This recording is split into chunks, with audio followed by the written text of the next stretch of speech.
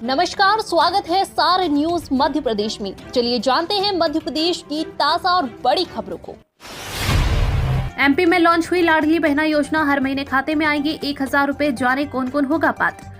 मध्य प्रदेश में सीएम शिवराज सिंह चौहान ने अपनी महत्वाकांक्षी लाडली बहना योजना को लॉन्च कर दिया है। इस योजना के जरिए एमपी में सभी वर्ग की महिलाओं को हर महीने 1000 रुपए दिए जाएंगे। जम्बूरी मैदान में योजना का शुभारंभ करने पहुंचे सीएम शिवराज ने सबसे पहले महिलाओं पर पुष्प वर्षा कर उनका स्वागत किया।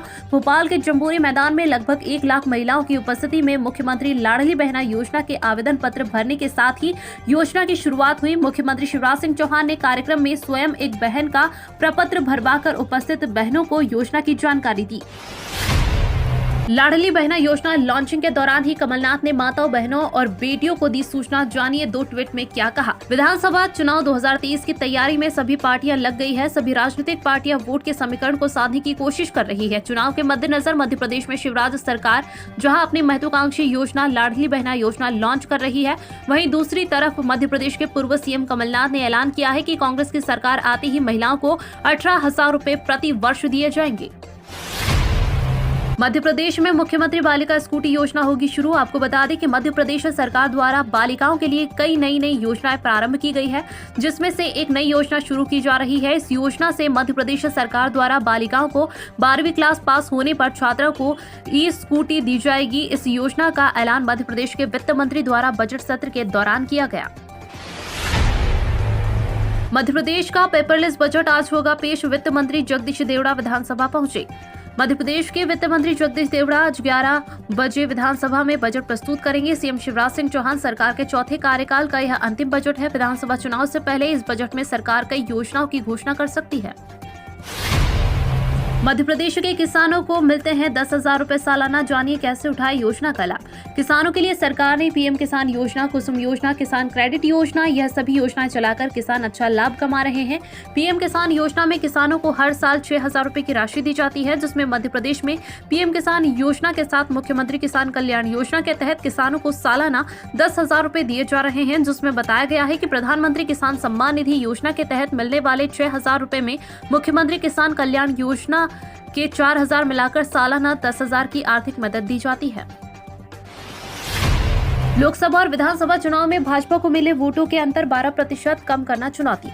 भाजपा ने मध्य प्रदेश में आगामी विधानसभा चुनाव के लिए 51% वोट शेयर करने का लक्ष्य प्राप्त रखा है। भाजपा इसे प्राप्त कर भी लेती है तो वह लोकसभा चुनाव 2019 में मिलने वाले 53% वोट से कम ही होगा।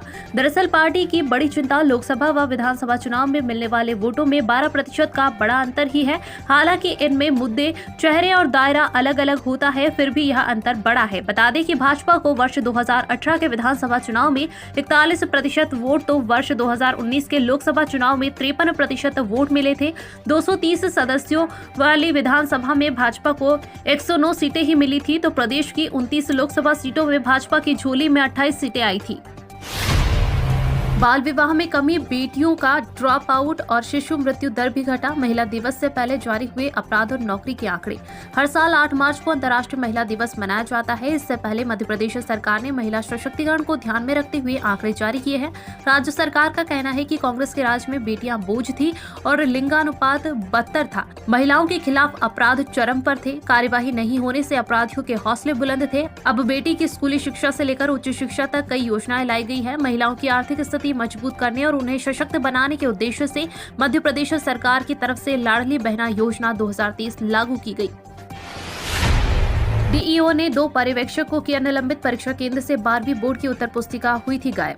मध्य प्रदेश के राजगढ़ जिले से कक्षा 12वीं की अंग्रेजी के पेपर की उत्तर पुस्तिका गायब होने का मामला सामने आया था, जिसके बाद केंद्राध्यक्ष ने जिलाधिकारी को जांच प्रतिवेदन भेजा था। इस मामले में जिला शिक्षा अधिकारी ने पत्र क्रमांक 853 व 854 से परीक्षा केंद्र पर कक्ष क्रमांक 14 के पर्यवेक्षक नौशिन जहां और छगन लाल दांगी को निलंबित करने का आदेश जारी किया है।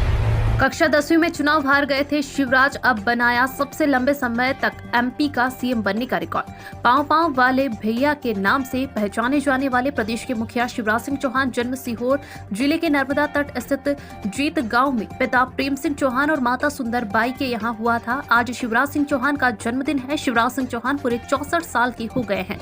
कैसे शिवराज सिंह चौहान बने, इसकी कहानी बड़ी ही दिलचस्प है। शिवराज सिंह चौहान ने बचपन से ही नेतृत्व क्षमता कूट कूट कर भरी थी। हालांकि राजनीतिक जिंदगी की शुरुआत में शिवराज सिंह चौहान कक्षा 10वीं में अपना पहला चुनाव हार गए थे, फिर उन्होंने पीछे मुड़कर नहीं देखा। शिवराज सिंह चौहान 5 बार सांसद और सबसे अधिक समय तक प्रदेश के सीएम पद पर रहने का रिकॉर्ड अपने नाम दर्ज कर चुके हैं। बारिश से दिन हुए सर्द, बादलों से रात का तापमान उछला, 12 जिलों में बूंदाबांदी का अलर्ट। मध्य प्रदेश में लगातार दूसरे दिन शुक्रवार को कई हिस्सों में बादल छाए रहे। जबलपुर संभाग के जिलों में हल्की बारिश भी हुई, जबकि शेष हिस्सों में मौसम शुष्क बना रहा। 12.2 डिग्री सेल्सियस न्यूनतम तापमान के साथ रीवा प्रदेश का सबसे ठंडा स्थान रहा। वहीं खरगोन और दमोह जिले में अधिकतम तापमान 36.5 डिग्री सेल्सियस नोट किया गया। यह प्रदेश का सर्वाधिक तापमान रहा। मौसम विभाग ने कहा कि मध्य प्रदेश में अगले 2 दिनों के दौरान अधिकतम तापमान में कोई खास बदलाव नहीं होगा। इसके बाद लगभग 2 डिग्री सेल्सियस की गिरावट होगी। इसके साथ ही 4 और 5 मार्च को दक्षिण मध्य प्रदेश में हल्की वर्षा होगी।